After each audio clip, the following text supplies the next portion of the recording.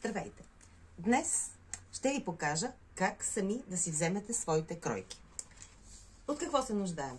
Нуждаем се единствено от 1 см. Гръдна обиколка, талия, ханш. Първо започваме от талията. Ето, трябва да се върти. Взимаме цифрата, която е тук. Ето, тук слагаме гръдна обиколка. Пак трябва да минава свободно около нас. И ханш. Трябва да мине през целия и ханш. Ето тук така се взимат мерките за обиколка. Ако искаме за бедро, съответно,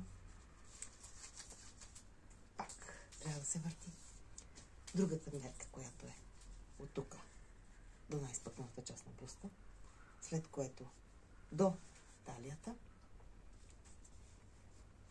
и ето тази мярка.